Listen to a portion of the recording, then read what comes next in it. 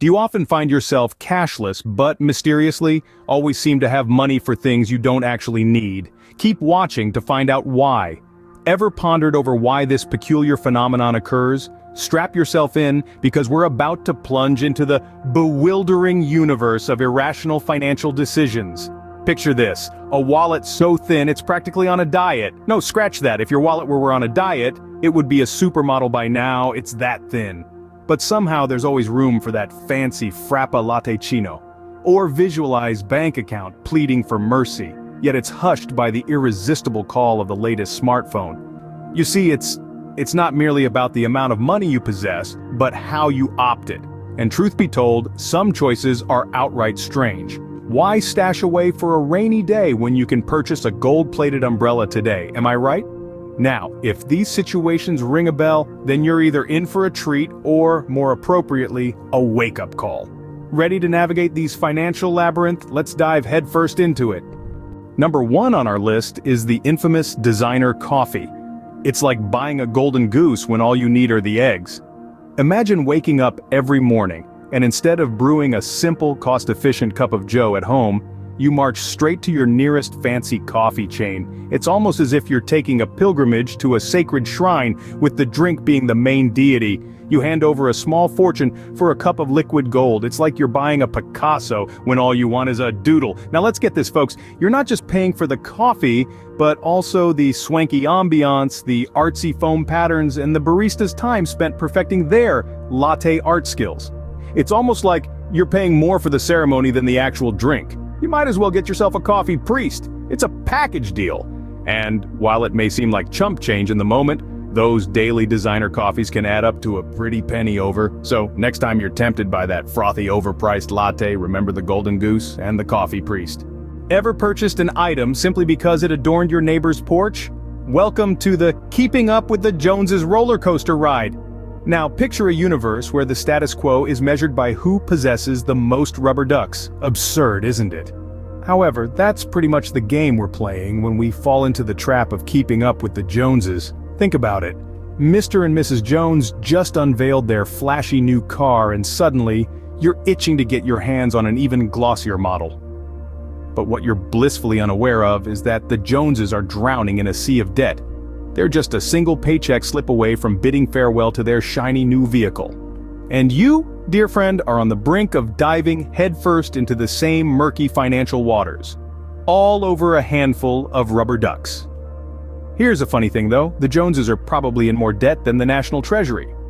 Could start their own debt nation. The takeaway? Don't let the Joneses navigate your financial ship. Purchase based on necessity, not desire. Note to self, the Joneses probably can't even shoulder the weight of their own extravagant lifestyle. Ever splurged your last penny on a lottery ticket hoping to hit the jackpot? That's as whimsical as trying to capture a unicorn. I've got a joke for you. Buying a lottery ticket is like betting on a unicorn to win Kentucky Derby. And we all know how many unicorns have won that race. We've all been drawn into those fantasies of a grand win, haven't we? Fancying a private island getaway, relishing pina coladas, and bidding adieu to the rat race forever. But it's time to tether ourselves back to reality. The odds of winning the lottery are, to it lightly, astronomical. They're as likely as being struck by lightning while riding a roller coaster on a Tuesday. The isn't an investment, it's a gamble, and not even a decent one at that. You wouldn't gamble your lunch money on a three-legged racehorse. So why risk your savings on a lottery ticket? Let's swap the lottery fantasy for some sound financial wisdom. Start saving, start investing, make money work for you instead of hunting elusive unicorns. Remember, every penny matters. Next time, save that penny. It stands better chance to grow into $1 than that mythical unicorn winning the Derby. Ever played the credit card carousel, jumping from one debt to another? It's like playing musical chairs with a pack of hungry lions. Now that's a game I wouldn't recommend. I mean, who in their right mind would challenge a lion to a game of musical chairs? The chairs would be the least of your concerns. But let's get back to our merry-go-round credit card debt. You're hopping from one plastic steed to another, each time thinking, I'll pay it off next month. But guess what? The merry-go-round doesn't stop, and those steeds, they start more like ferocious debt monsters, ready to gobble up your financial stability. And here's the kicker, folks. While you're busy juggling those cards, interest is accumulating. It's like inviting a bunch of uninvited guests to a party. And these guests don't just eat all your snacks, they raid your fridge, your pantry, and they're eyeing your fancy china set too. So, what's the moral of our little carousel fable?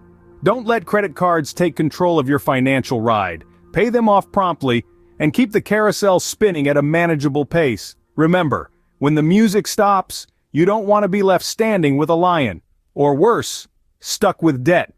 Ever bought something on impulse only to regret it later? That's like scarfing down a whole cake and then acting surprised when your belly protests. It's like saying, I didn't know a cake-eating marathon would end up in a gastrointestinal Olympics. We've all been there, haven't we? Just ambling down the aisle, minding our business, then suddenly, boom, a neon sign hollers, "Sale, limited time only!" And we fall for it, hook, line, and sinker.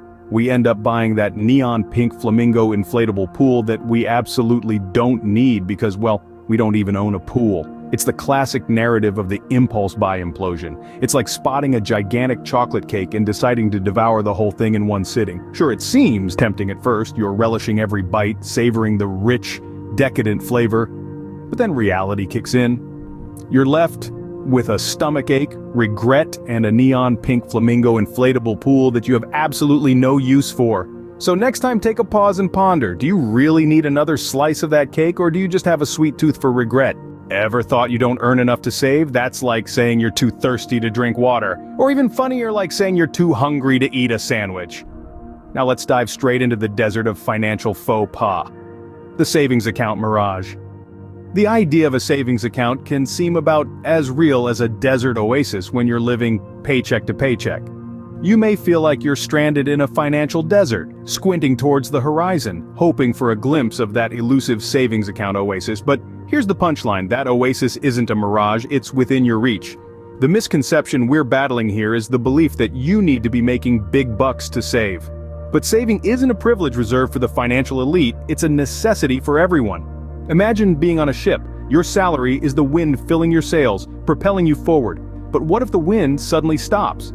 Without a paddle, or in our case savings, you're left aimlessly on the open sea. So how do we start building this life raft?